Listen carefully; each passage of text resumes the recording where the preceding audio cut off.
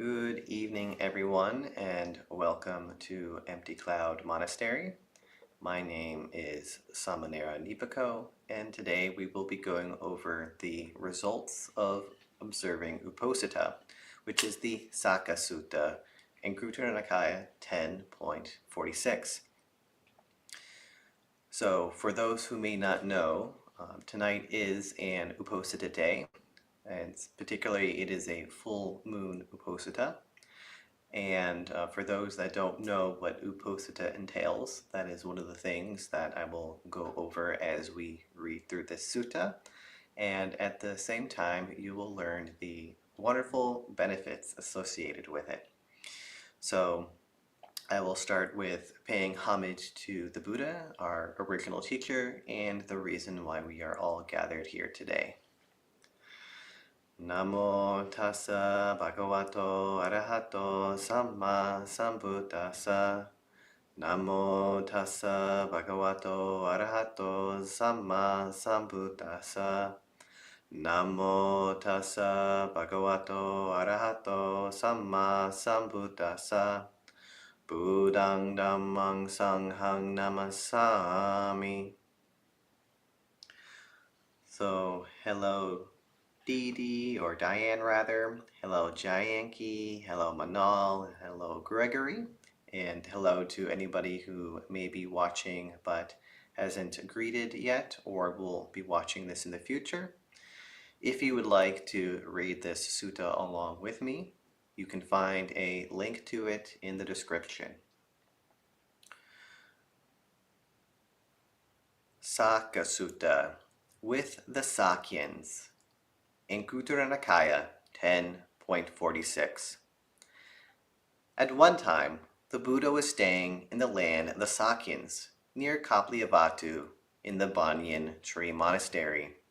Then, on the Sabbath, the Uposatha, several Sakyan lay followers went up to the Buddha, bowed, and sat down to one side. The Buddha said to them, "Sakyans, do you observe the Sabbath with its 8 factors?"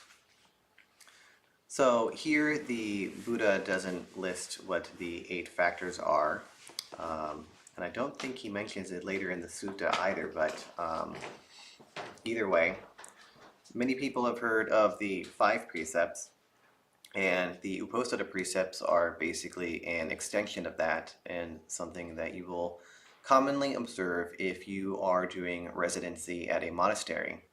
Lay residents that come here and stay at Empty Cloud, usually from Wednesday to Sunday or Friday to Sunday, observe these precepts while they are here as well. And they are a way to support the deepening of your practice. So these precepts that I'll list in a moment are usually observed twice a month by lay people on the full moon Uposatha and the new moon Uposatha. Some particularly devout lay people will also take on the 8 precepts during the quarter moons between the full and the new moon.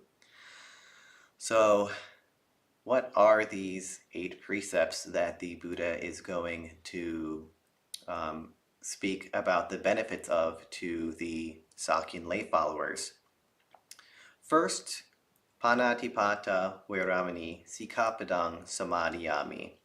So this is when someone is taking a vow or a promise to abstain from killing. Adina Dana Veramani Sikkhapadang Samadhiyami. So this is where someone is choosing to not steal. Kame Sumichachara Veramani Sikkhapadang Samadhiyami. Or actually, no, that's the 5 precepts. So this is a good point to mention as well.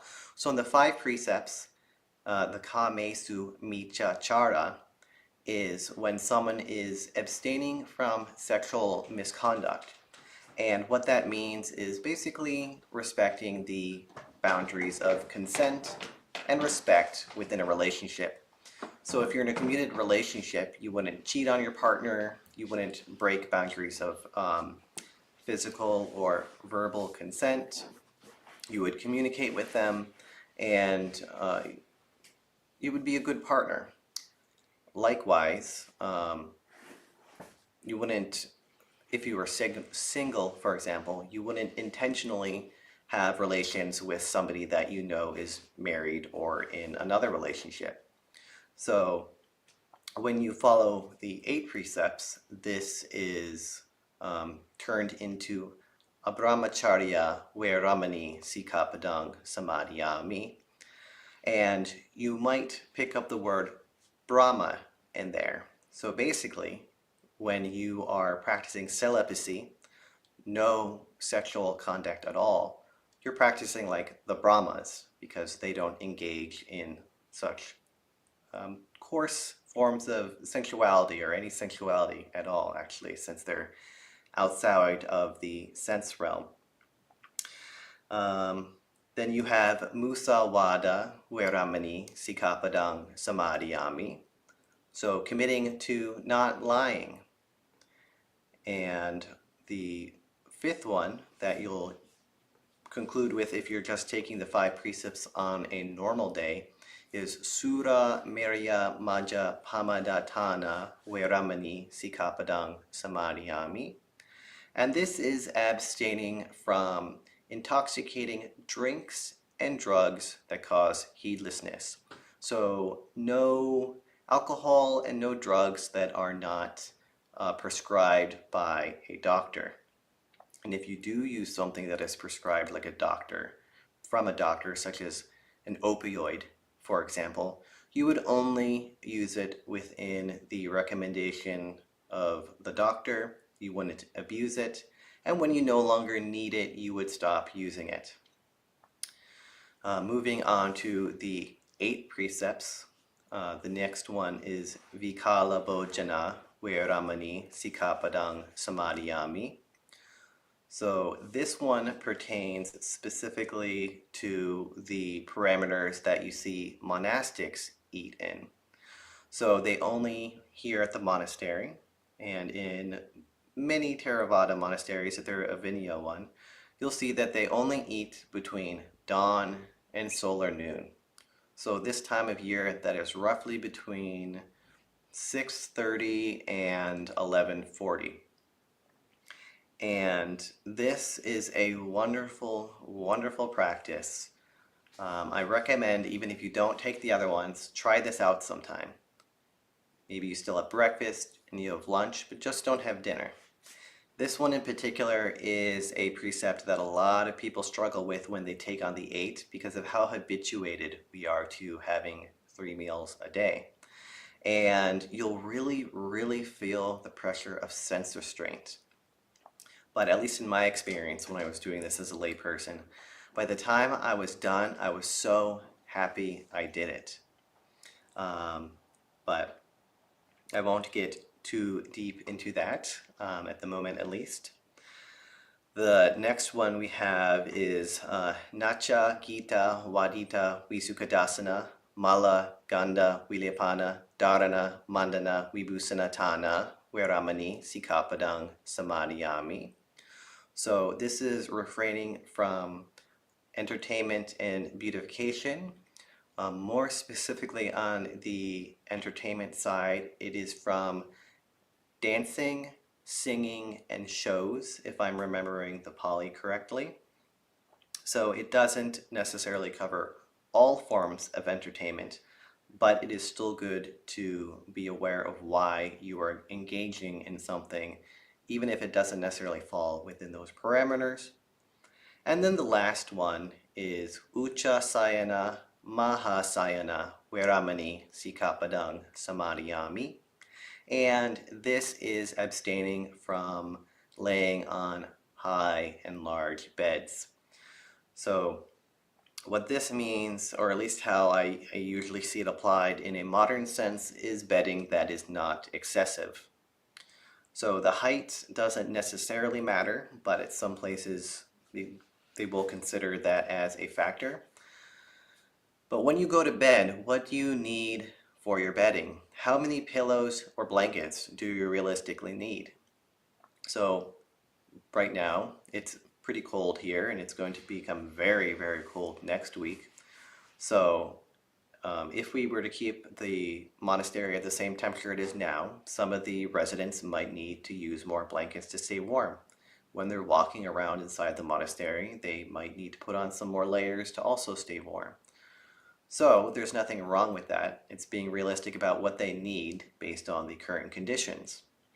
If you're somebody with a CPAP or back problems, you might need more than somebody without those problems. So when you're thinking of simple bedding, it doesn't necessarily have to be a yoga mat on the floor with an old thin linen blanket and the worst pillow you could find. It just needs to be within the parameters of what you actually need, and that can look a little different for different people. So now that we've done a brief overview of the 8 precepts, which is what the Buddha is referring to as the 8 factors in the sutta here, we will continue with the sutta. Also, for anybody who is watching at any point, feel free to type in a question and I will answer them when we are at the end of the sutta. So, continuing with the sutta, Sakyans, do you observe the Sabbath with its 8 factors? Sir, sometimes we do, sometimes we don't.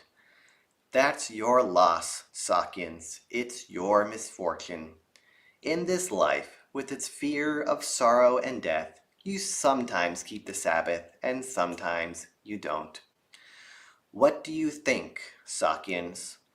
Take a man who earns $50 for an honest day's work. Is this enough to call him a deft and industrious man? Yes, sir. What do you think, Sakyans? Take a man who earns $1 for an honest day's work.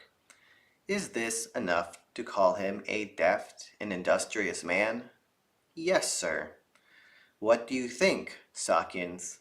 Take a man for who an honest day's work earns $2, $3, 4, 5, 6, 7, 8, 9, 10, 20, 30, 40, 50, $100.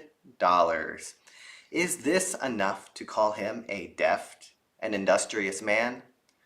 Yes, sir. And a point that I think is good to mention here before we continue is I love how the Buddha gives an entire range of means that people had in his time. Anywhere from earning $50 to $100 for a day's work. And even by modern standards, if you're earning $100 a day, you're doing pretty decent. So what he's teaching here is completely irrelevant to how much money you make. If you're really poor or if you're somebody that's really well off, there are still benefits to this practice. It does not matter what your economic status is.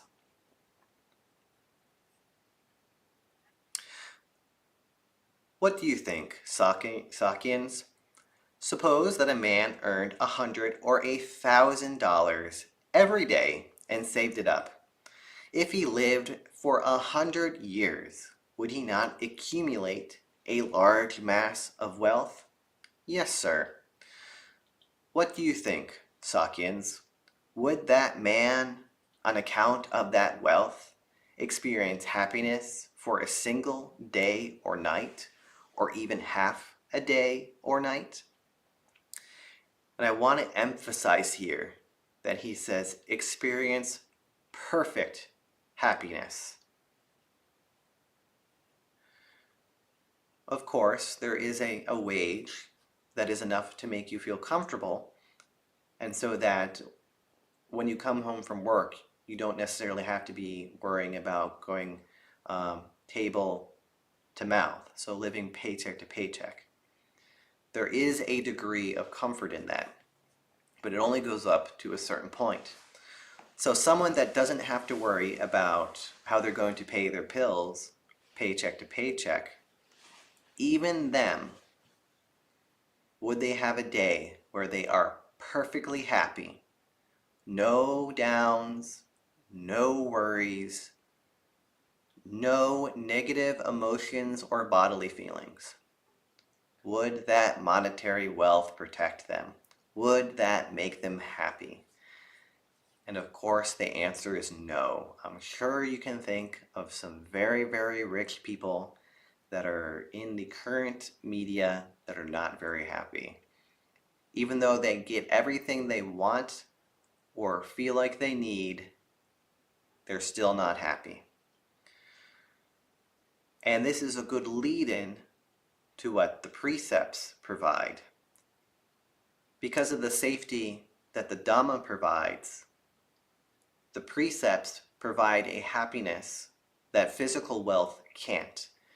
It's a spiritual nourishment that the more you water it, the more you tend to it, and the more you allow it to grow, the more secure your happiness will be, because it's not dependent upon money or things. And even more importantly, it creates the karma to end karma, because it brings you in the direction of enlightenment. That's the goal. Even if you don't think it's something that you are going to achieve in this life, every single step you take in that direction is valuable. It is not wasted. So every time you observe the Uposatha, or even just take on a couple extra precepts, it doesn't even have to be all 8. That is another step in the right direction. It is another drop in the bucket that will eventually tip over when you have reached Nibbana in this lifetime or another one. Every little drop adds up.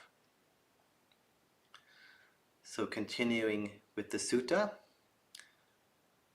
Would that man, on account of that wealth, experience perfect happiness for a single day or night, or even half a day or night? No, sir. Why is that? Because sensual pleasures, sir, are impermanent, hollow, false, and deceptive.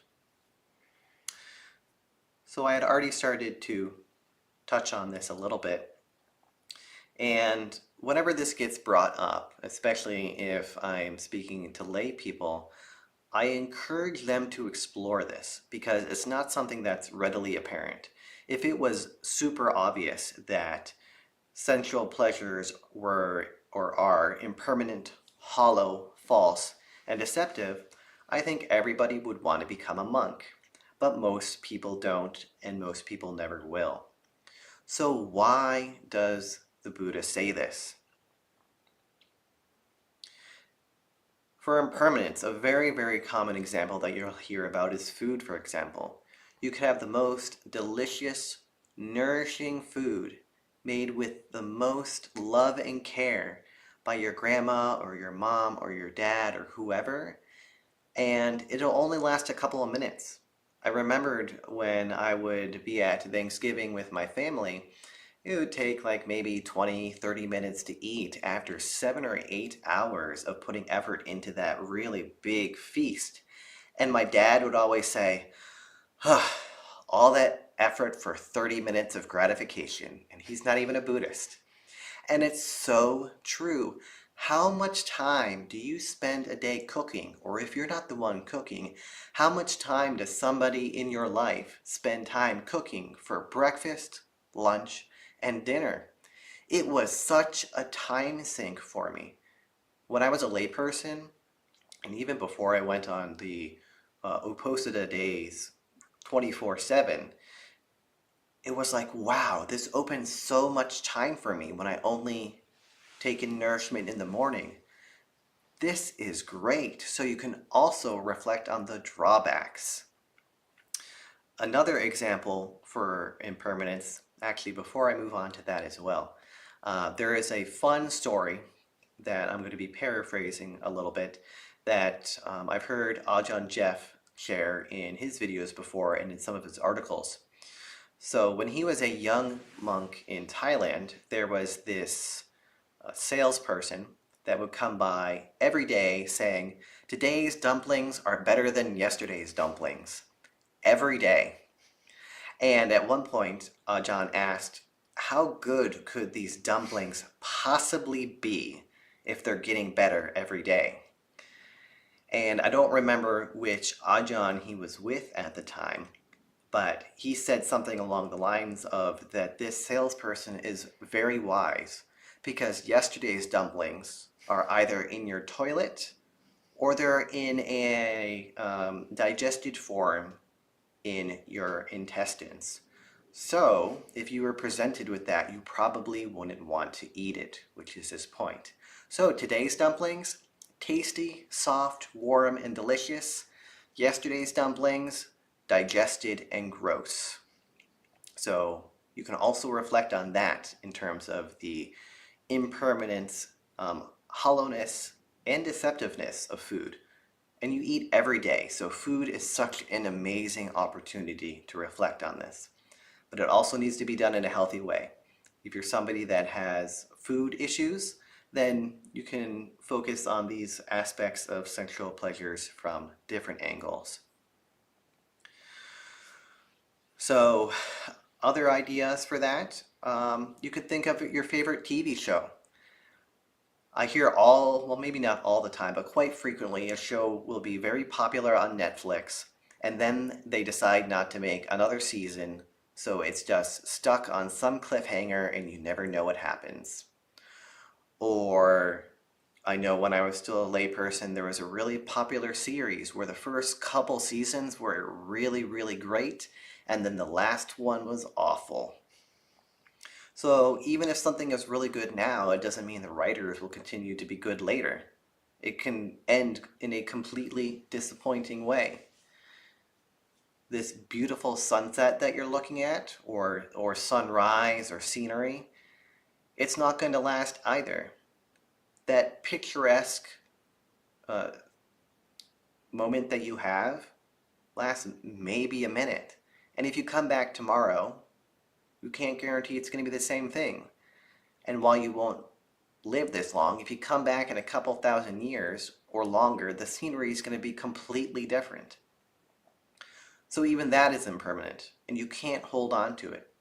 No matter how hard you try to hold on to these things, they're going to pass. So whenever you find yourselves in whatever sensual pleasures are particularly appealing to you, as well, there's a lot of common things with people. Everything's individual. What I might like, you might not like. And even if we share common interests, the exact details may be different. So when you find yourself really, really enraptured by some sort of sensual pleasure, you can reflect on this. How is this impermanent? How is this hollow, false, and deceptive? What is the unpleasant part of this sensual pleasure? And really, really explore it. Be honest with yourself.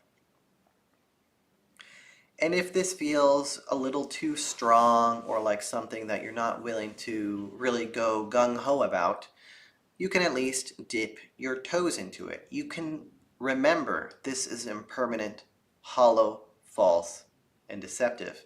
And just by remembering that, that can take some of the pressure off, and maybe you might not act out on the sense pleasure. Again, as a very common example, food. Maybe you'll decide, you know what? I don't do well with gluten. I don't do well with dairy, so I'm actually not going to take that cake. I am not going to take that ice cream. Or I'm going to go with a dairy-free alternative that I don't think is quite as tasty.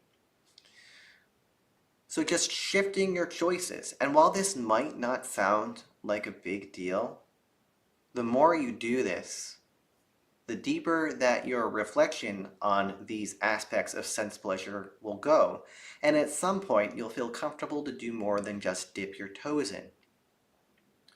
So slowly, slowly, slowly, you're watering it. You're strengthening that muscle.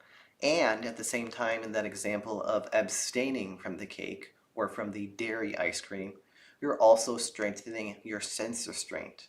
So that's a 2-for-1 deal. And you also want to start on the small things. Like for example, to go back to the ice cream thing again, ice cream is a relatively small thing for most people, and same with cake. It's safe. If you don't eat it, you'll be fine. By taking those little steps, abstaining from those little things, that'll allow you to grow more confident in your ability to do the bigger things, however they may look for you in your personal life. You don't want to start by trying to race up a mountain. You gotta be able to crawl and walk before you can run, let alone run up a mountain. So build up your confidence, be gentle yet firm, and don't give up. You have to start from wherever you're at. If you try to start from somewhere you're not at, you'll just discourage yourself and end up potentially having regression. So continuing with the sutta. But take one of my disciples who lives diligent, keen, and resolute for 10 years, practicing in line with my instructions. So before I continue with this as well, just peeking over at the Pali, he doesn't say bhikkhus in here. So when he's saying disciples, that includes you. That includes the lay people. This is a teaching that applies to lay people and monastics. They can experience a perfect happiness for 100 years, 10,000 years, or 100,000 years. So this means one of the Deva realms, or potentially one of the Brahma realms. Although if you're a Brahma, you're going to be living a lot longer than 100,000 years. And they could become a once-returner, or a non-returner, or unfailingly a stream enterer. So by practicing the 8 precepts, you can have absolute safety by obtaining at least, by realizing at least, stream entry, true safety. Good rebirth is nice, but you never know what you're going to get after that, especially if in that life you don't continue to do good deeds. So by practicing the 8 precepts, by just a little bit of renunciation, by a little bit of sense restraint, you can get that ball rolling, and in 7 lives, at the most, realize arahantship. Let alone 10 years. Take my disciples who lives diligent, keen, and resolute for 9 years, 8 years, 7 years, 6 years, 5 years, 4 years, 3 years, 2 years, 1 year, 10 months, 9, 8, 7, 6, 5, 4, 3, 2, 1 month, a fortnight, 10 days, 9, 8, 7, 6, 5, 4, 3, 2 days, let alone 2 days. Take one of my disciples who lives diligent, keen, and resolute for 1 day, 1 Uposatha day, practicing in line with my instructions. They can experience perfect happiness for 100 years, 10,000 years, or 100,000 years, and they could become a once-returner, or a non-returner, or unfailingly a stream enterer. Wow. You see a similar teaching in another sutta elsewhere directed towards bhikkhus with a very similar sequence, where if they practiced diligently, that in as little as 1 day, they could realize the fruit of this practice. And if you don't take that leap, if you don't practice, then you could miss out on that day. You never know which conditions are going to ripen when. And even if it doesn't happen today, tomorrow, next year, or in this lifetime, you're still watering that seed. You are creating the conditions for a future awakening. If you don't create the conditions, it's not going to happen. If you don't try, it's not going to happen. But if you do try, there's a simile elsewhere where the Buddha talks about how a great storm will rain evenly and heavily on the mountains. And those mountains will fill up streams. And those streams will fill up little lakes. And those little lakes will fill up big lakes. And those big lakes will fill up rivers. And those rivers will fill up large rivers. And eventually those rivers will fill up the great ocean. So your practice is like that rain that starts on the top of the mountain. Every drop contributes to the filling of those various locations leading down to the ocean. So if you practice well, inevitably, just like that water that's starting in a stream on a mountain, you will get to Nibbana, the ocean. But if it doesn't rain, if you don't practice, it's not going to happen. You have to put in the work. So, finishing up the sutta, it's your loss, Sakyans. It's your misfortune. In this life, with its fear of sorrow and death, you sometimes keep the Sabbath, the Uposatha, and sometimes you don't. Well, sir, from this day forth we will observe the Sabbath with its 8 factors. So the Sakyan lay people felt thoroughly inspired by the Buddha to take on the Uposatha after this very inspiring talk. Hopefully you feel so as well. Have some urgency in your practice picking up. So some thoughts that I have about what made Uposatha successful or not for me when I was still a layperson. See if you can find a buddy to practice Uposatha with. There are some thriving online communities that you can join to find people to do these sorts of things with. In particular, the ones that come to mind are Clear Mountain Monastery. They have a very large Discord through Ajahn Nisabo and Ajahn Kovilo. And also Magga Seka with Bhante Jayasara. When I was first dipping my toes in here, I was part of Bhante Jayasara's server since Clear Mountain Monasteries didn't exist yet. And we would have Uposatha parties. So a whole bunch of us would decide, okay, we're taking Uposatha today. And if we were struggling with something, we would communicate it with one another. So a very common thing that people would struggle with in the group would be engaging with the partner like, okay, I'm going to sleep on the floor tonight.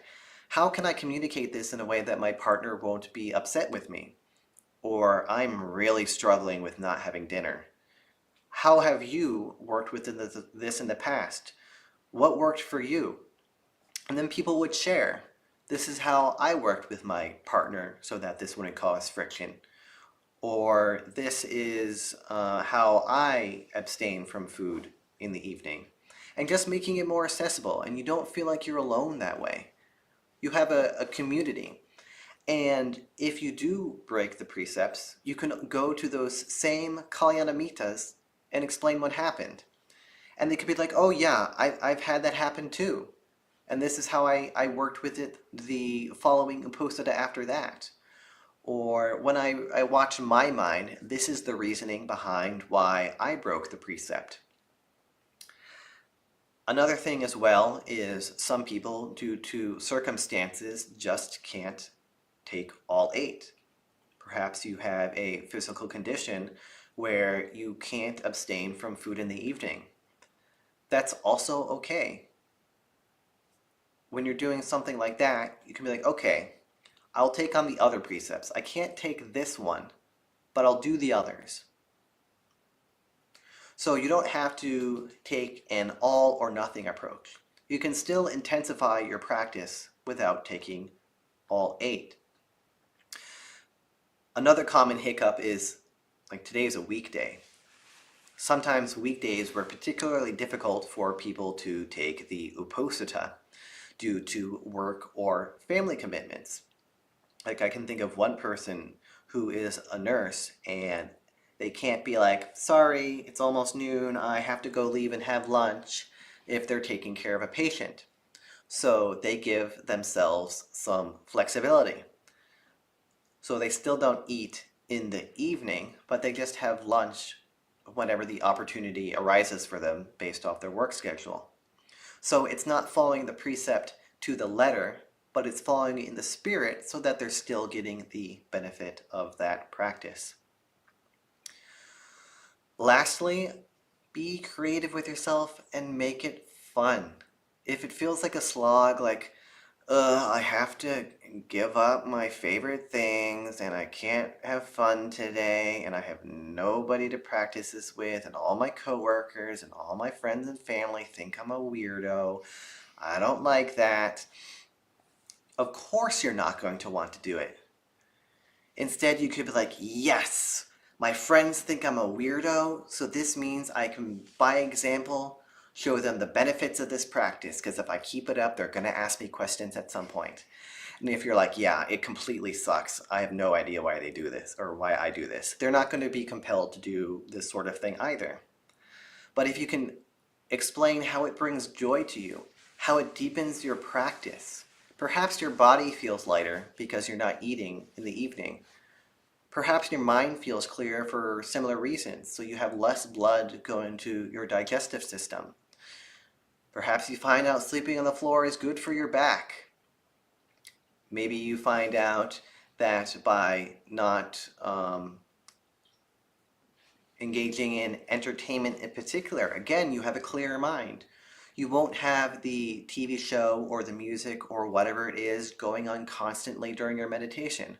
I can't tell you how often people will be like, is it normal to have music I was listening to earlier today or last week playing during my meditation? Yes, of course, these things are meant to stick in your mind. And if you're engaging with them constantly, it's like shaking a can of rocks. It's gonna just keep going. It's going to make a lot of noise. So you can see the benefits in your meditation, which is a very key point. Precepts, sila, is incredibly important if you want your meditation to go anywhere. This doesn't mean you have to take on the 8 precepts, but a minimum of the 5 precepts if you want to see improvement in your meditation. And even just here and there, twice a month, maybe even once a month, you can take on the 8 precepts and get the benefits of it.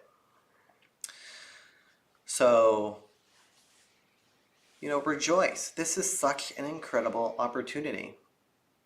Here you are, listening to me on a Thursday night talk about morality. What a precious gift. When I first started to practice, stuff like this didn't exist. It was incredibly hard to find resources online. There was no online communities, or there were a couple, but they weren't really good. They were all forum style and mostly for debates. There was very few podcasts. There was very few Dhamma talks. Sutta Central didn't exist yet, and access to insight was in its baby state.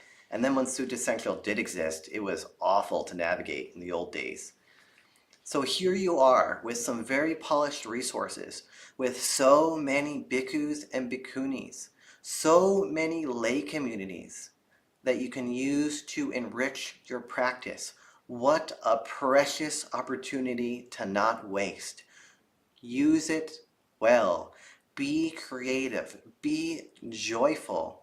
And if you're not sure how to do those things, that's what your Kalyana Mittas are for. So reach out to them. So I think that is all I'm going to say about the sutta at this point.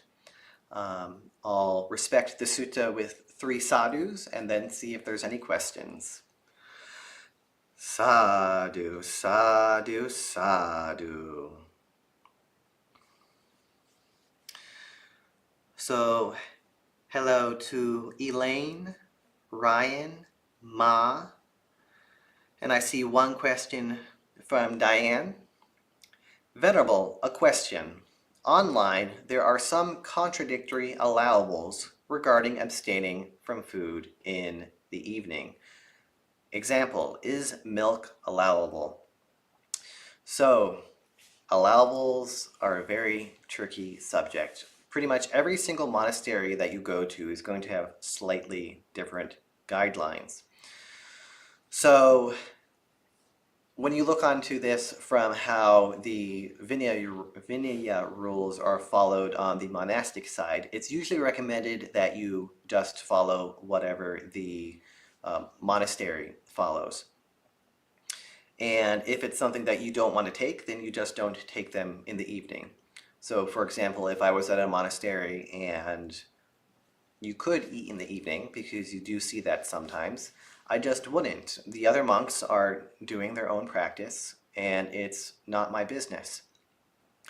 So in terms of allowables that are generally considered as fine at most monasteries that you'll go to, you'll see that honey, or basically things that are just sugar, like honey or molasses, tend to be fine. There is debate on stuff like candy. So for example, gummy bears, they're basically just straight sugar with a little bit of gelatin.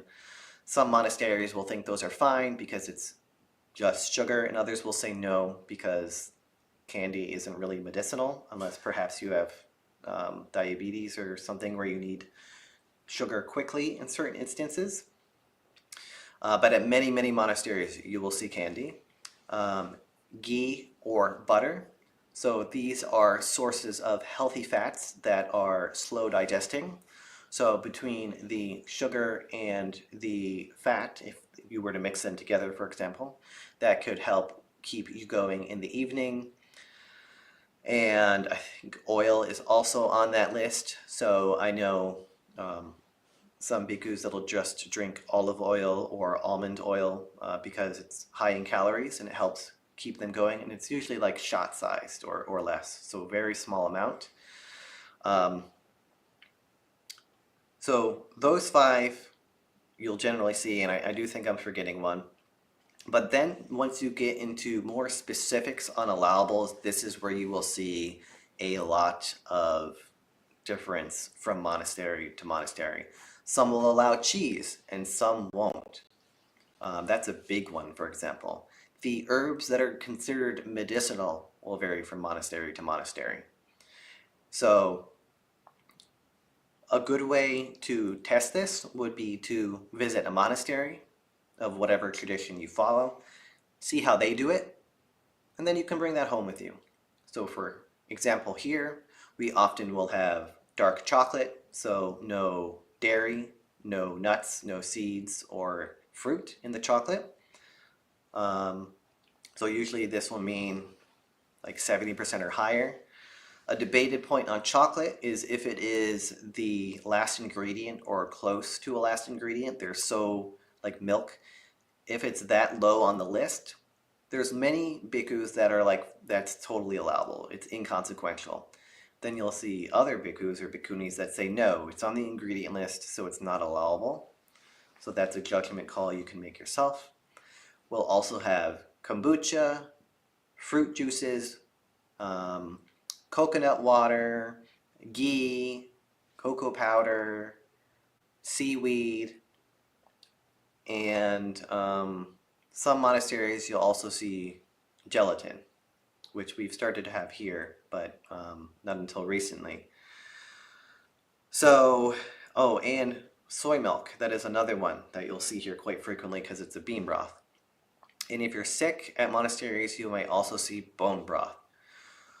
So those are some guidelines you could follow if there's not a monastery near you that you could visit. And also be honest with yourself. Just because you can have something doesn't mean you need to have it, and how much. So maybe you need a little bit of something to take a medication in the evening. What's the difference between 2 pieces of chocolate and 3 pieces of chocolate? Greed. Greed is a big deal. So while the difference between 2 and 3, number-wise, isn't very much, practice-wise, it has a big impact. So be realistic with yourself on what you actually need and just take that much. Don't make yourself sick. That would defeat the purpose of medicinals. Hello, Miguel. Elaine says, Sadhu, sadhu, sadhu. This is such a timely talk for me as I am starting to do confessions with an online Kalyanapita and observing Uposatha. So this is another great thing to do. I imagine, Elaine, you might be doing this through Clear Mountain Monastery. Highly recommend people find a confession buddy with either an online community or people you know in person, because this is a good, positive peer pressure for keeping your precepts and even engaging in Uposatha. Because if you're doing it by yourself, it can be like, sure, I broke the precept, but whatever. But if I have to confess to somebody that I did it in a joyful way, then that's more likely to make it that I keep it. And if I don't, then I can learn from it. Like, great, this happened, not a huge deal. I'm not going to die or fall apart or be beaten with a stick. I can explore this with this person I am building a relationship with, building trust with, and learn for next time, and they can benefit from it too. 7C Tube asks, Bhante, how to explain to others why Uposatha is observed and what benefits to expect?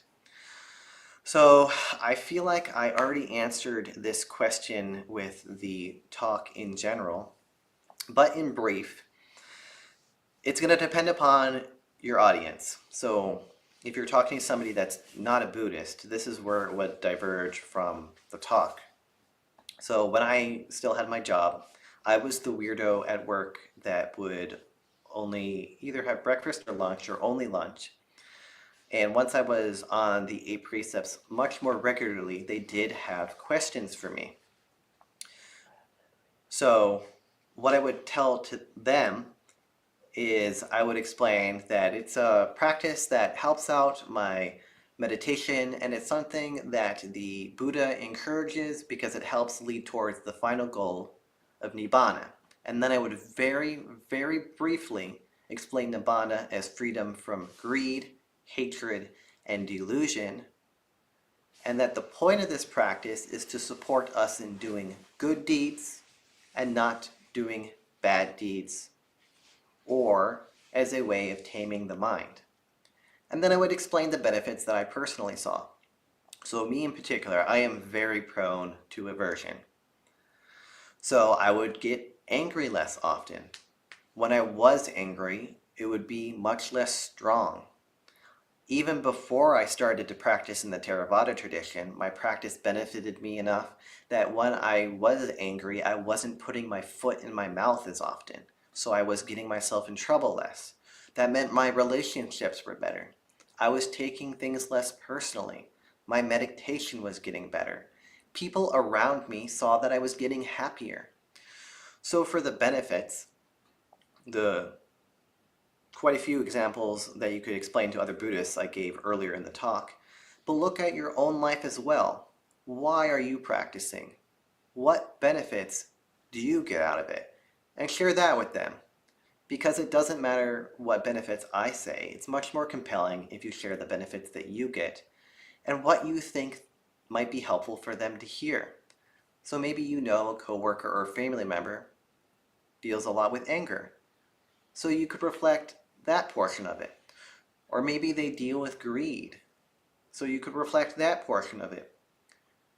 Maybe you're somebody that's prone to delusion. So you could talk about how you have more clarity and you're able to see why you're doing something or why it's not good for you to do something that you're going to act out on, which also ties into the greed and the aversion, because ultimately both of those are a form of delusion anyway.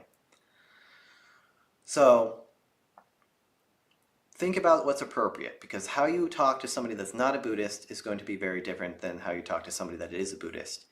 And don't just preach at people. Just do this if people ask. Otherwise, it can be a turn off, and people will be like, this guy's just some religious person trying to convert me.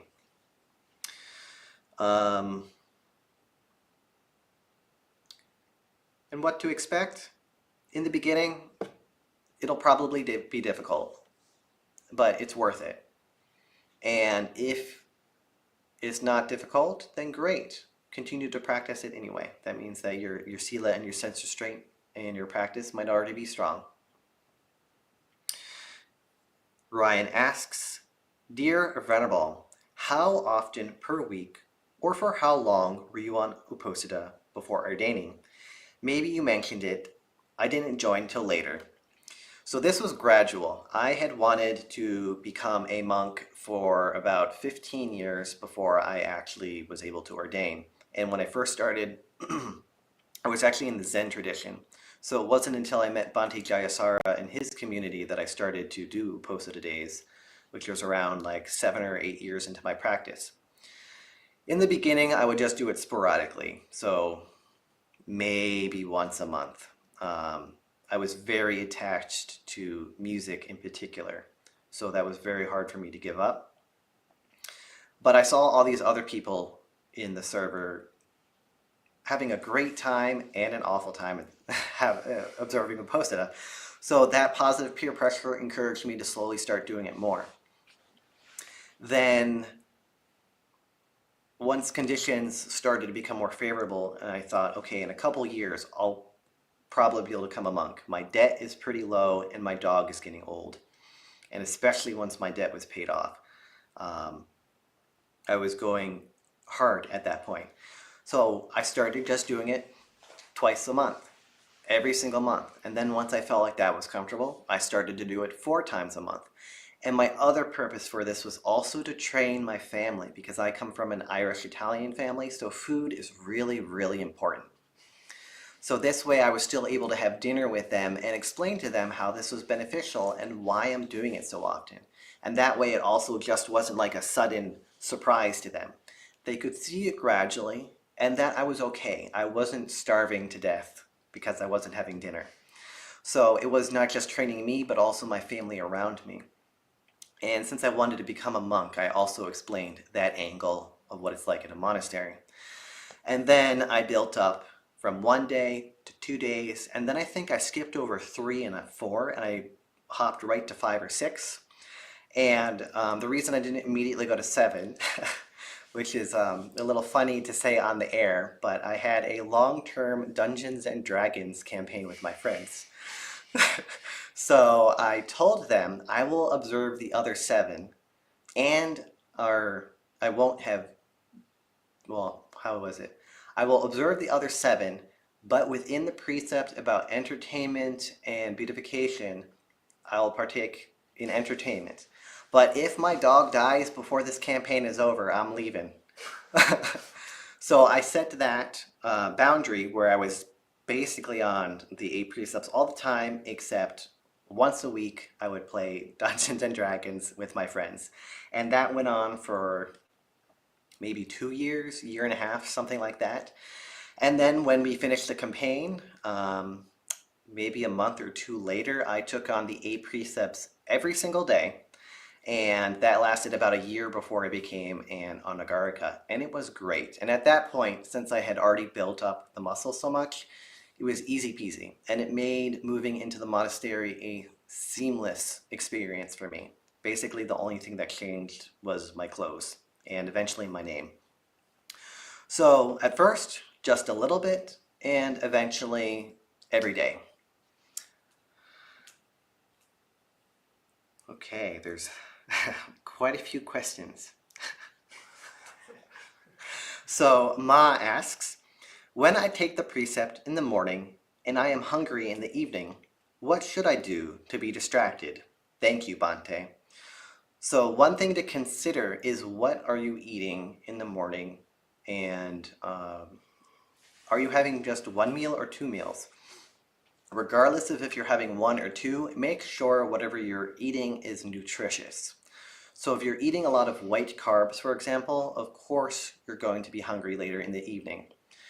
On these days, it is especially good to see if you can eat things that are slower digesting. So whole grains, healthy fats like avocado or salmon or nuts and seeds. So things that are slower to digest. Really make sure you're having a nutritionally balanced, hearty meal. You also might need to eat more than usual. So if you normally have a light breakfast and a light lunch, you might need to have a heavier breakfast and a heavier lunch. Or in my earlier days, I was a lunch and dinner sort of person. I didn't usually eat breakfast. So I switched my schedule. I started to eat breakfast and lunch.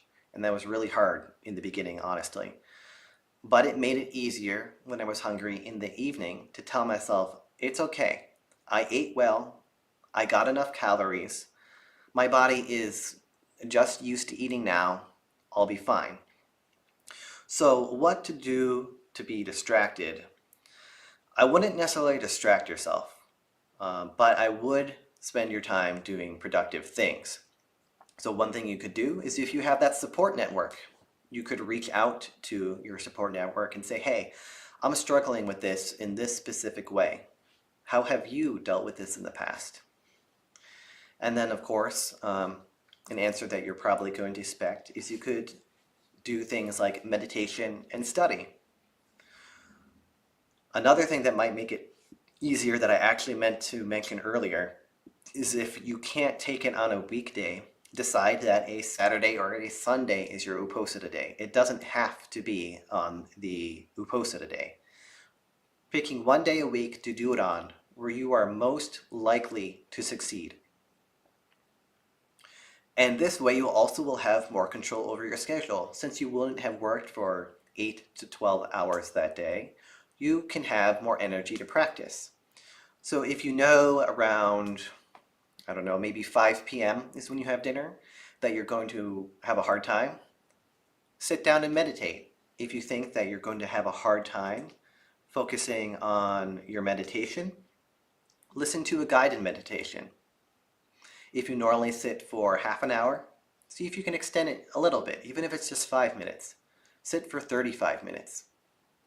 Just push yourself a little bit. Read the suttas.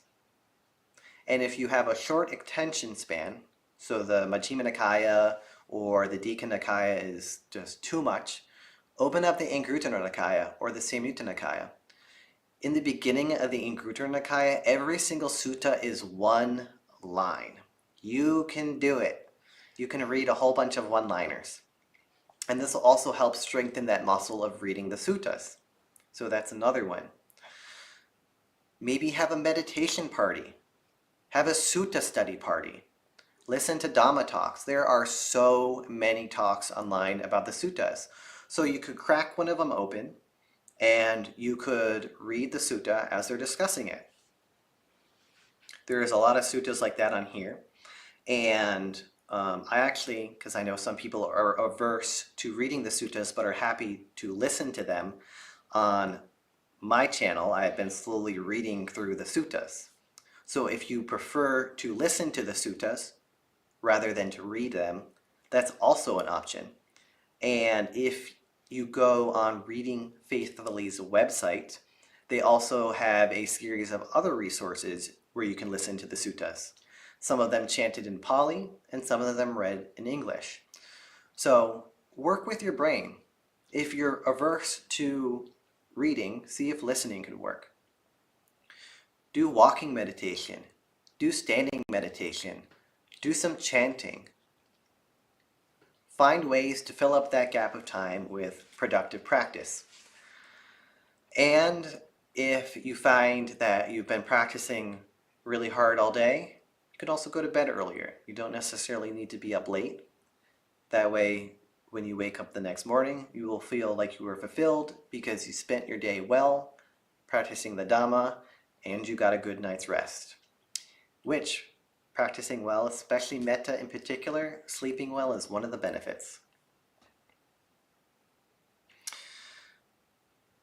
So Elaine follows up. I wondered about kombucha because I have a chronic digestive disease. I also have chicken broth a couple of times a month. Confessions is going to up my practice. So on the note of kombucha, that is one that does depend upon the monastery, but this is one here where we do use it as a medicinal thing. But I hope your confessions go well. I was doing them for a little while as a layperson, and I made some wonderful, beautiful friendships from it. So sadhu, sadhu, sadhu. Olive asks, Venerables, do you have advice for young people wanting to stop gossiping as part of increasing their practice, but who are having trouble doing so within their friend group? So the first thing that comes to mind is imagine if people were gossiping about you. I was often the target of gossip when I was a kid, and even as an adult, but less so, and it hurt a lot. So if you found out that your coworkers or your family or your friends were gossiping about all your negative traits, or perhaps were coming up with things that weren't true, or holding things over your head of past mistakes you've made, but you have decided to not do again or are working on, how would that make you feel? You would probably feel pretty awful. So if you're gossiping about other people, you can put yourself in their shoes. This thing I'm about to say about this person, if I did this action, would I want my friends and other people I know to hang this over my head? Is this something where if it needs to be addressed, it's more appropriate for me to do it with them one-on-one? Is this not my business at all? And why are you doing it? Another example I can think of is there is one person I knew when I was still in lay life who long after he was no longer associated with this group of people that were gossiping about him, literally 3 years later, they were still talking about the same sorts of socially weird but really inconsequential things that this person did almost every single day. And it just flabbergasted me. Do you want to be that type of person who is spending their time and their energy making fun of somebody? Even if it's something that is a little bit weird, is it really worth it? And while this portion of right speech isn't part of the precepts, it's a really important one. And another thing you might need to do as well is evaluate the friends, and this one's a little bit more difficult and painful. Are they actually nourishing to you? And if the answer is yes, you might have to set up a boundary. Tell them, hey, I really appreciate my friendship with you. I really, truly value you guys, but I can't partake in this gossip. So you could say to them, I'm going to be stepping out of the room right now. Whenever you're done with this conversation, let me know and bring me back. Or you could say something like, hey guys, why don't we talk about something else? You know, this is silly. We've already gone over this before, especially if it's a repeating thing. And by doing this, this also acts as a mirror. I don't know who your friends are, so you'll need to engage skillfully, if this is a route you're going with, in a way that they can hear this. In a way that they will get less defensive, because they might get defensive anyway. And just act by example. If you're not doing this, if they're people worth being around, you will influence them. Good influences, kalyana mittas, make a world of difference, and you have the opportunity to be that. And if they're the type of people where it's just not going to change, if you think they actually aren't nourishing for you, then maybe you'll have to find new friends, which is also very difficult. So you'll have to see where you're at, you'll have to see where they're at, and go from there, and possibly have to make some tough decisions. And if not, if they're good friends, I think they'll support you in this. I think they will try to behave around you, and in doing so, you're also helping protect the right speech, at least while you're around. So that's a beautiful thing. But it really, really isn't a one-size-fits-all situation. It's going to heavily depend upon your friends and more specifics of the situation. And if nothing else, you don't have to engage. You can be quiet.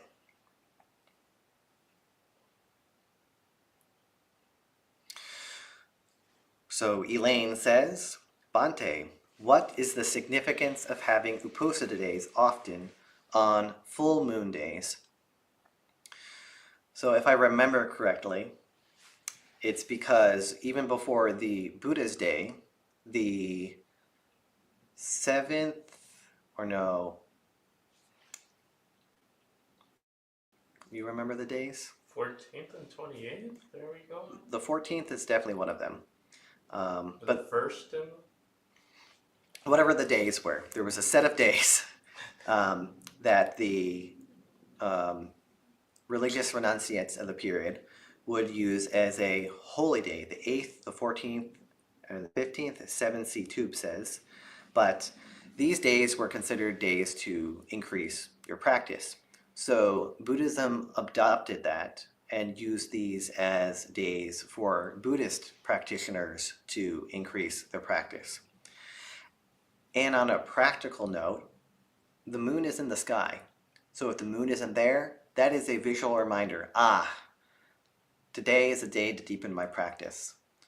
When the moon is full, another visual reminder.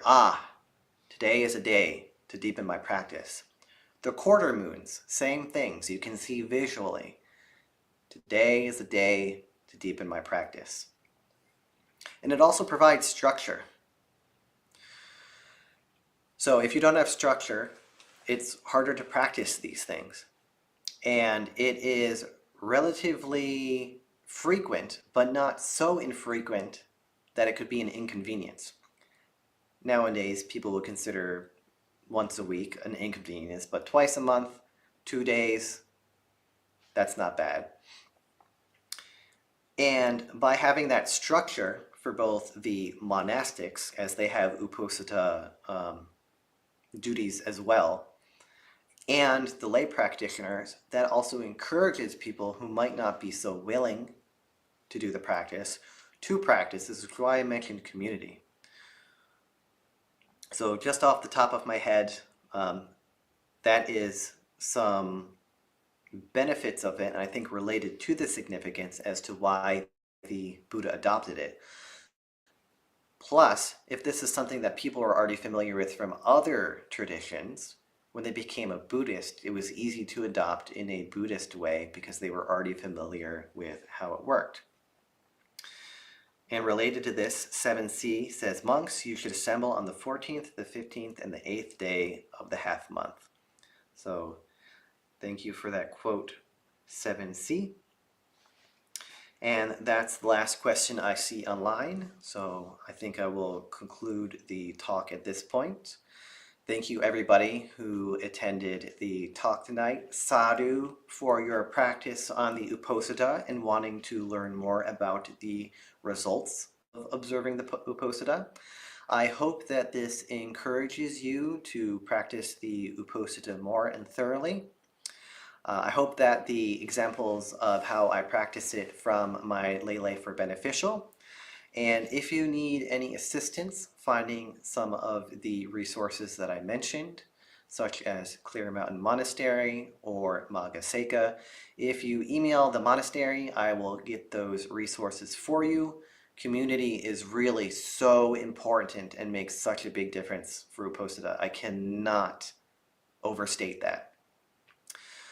But as many of you know, on 8 a.m. and 7:30 p.m. Wednesday, Thursday, and Friday, we have these talks.